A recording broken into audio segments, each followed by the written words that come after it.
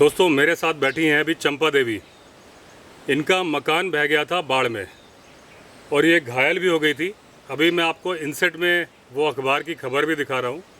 Side में आपको अखबार की खबर दिख रही है जिसमें घायल आप फ़ोटो देख रहे हैं। वो घायल ये चंपा देवी हैं।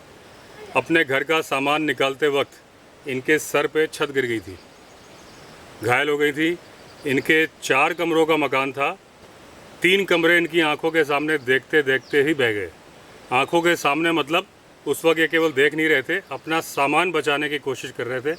बहुत ही थोड़ा सा सामान बचा पाए, बाकी सामान भी बह गया, घर भी बह गया, ज़मीन तो बह ही गई।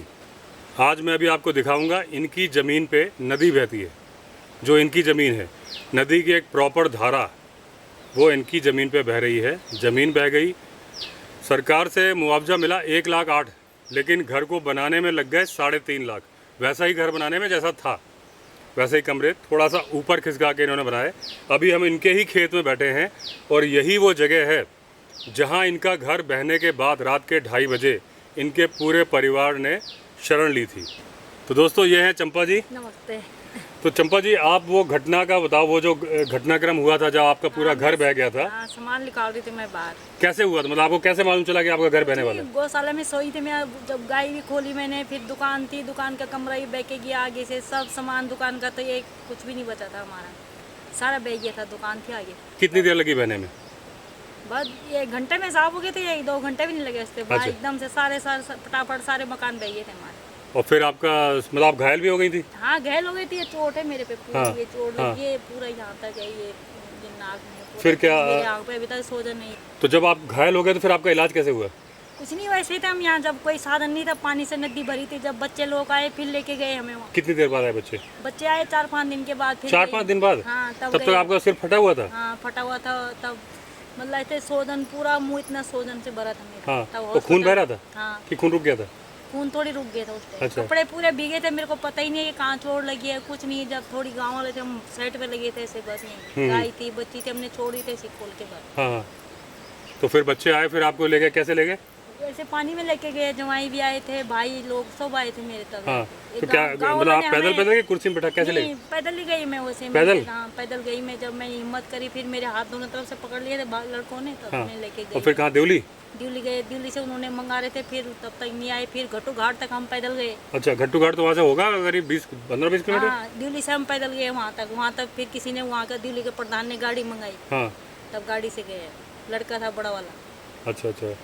तो दोस्तों देखिए क्या घटनाक्रम है कि सिर फट गया, घर पूरा बह गया और बारिश में नदी थी चारों तरफ।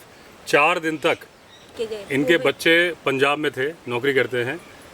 यहाँ बाढ़ आई हुई थी तो हेलीकॉप्टर से मदद मिल नहीं पाई, मांगी गई लेकिन हेलीकॉप्टर आ नहीं पाया। बच्चे पहाड़ के रास्ते से आए। फिर 4 दिन तक ये घायल पड़ी रहीं, खून अपने आप रुक गया था। उसके बाद बच्चे हाथ पकड़ के ले गए नदी में, कमर तक का पानी था। फिर ये देवली, यहाँ से 6 किलोमीटर एक जहाँ प्राथमिक चिकित्सालय है देवली है, वहाँ तक गए। वहाँ भी साधन नहीं मिला। वहाँ से घट्टू घाट, ऋषिकेश का घट्टू घाट आप जानते होंगे, नाम सुना होगा, मेरे ख्याल से होना चाहिए 15-20 किलोमीटर। वहाँ तक गए पैदल। वहाँ से प्रधान ने गाड़ी मंगाई। उसके बाद फिर कहाँ, ऋषिकेश गए आप? हाँ जी। फिर इलाज हुआ आपका? हाँ, ऋषिकेश हॉस्पिटल में थे हम, सरकारी में। अच्छा, फिर कितने दिन बाद घर वापस आए आप? वहाँ से हम 5-6 दिन के बाद। 5-6 दिन बाद। तो दोस्तों मतलब घर, जिस दिन इनका घर बह गया उसके करीब इसी खेत में इन्होंने शरण ली थी। बारिश हो रही है, नीचे नदी बह रही है, यहाँ खेत में ये रुके हुए हैं, जितना सामान ये निकाल पाए थे। फिर 4 दिन बाद बच्चे आते हैं, इनको हॉस्पिटल लेके जाते हैं। 5 दिन बाद फिर ये अपने घर आते हैं। जो एक कमरा आधा बच गया था, फिर इन्होंने घर बनाया। सरकार से मदद मिली 1,08,000 रुपये, करीब 3.5 लाख रुपये इनका लगा। ज़मीन भी बह गई। थोड़ी सी ज़मीन आपकी अभी भी बही है ना, कल परसों?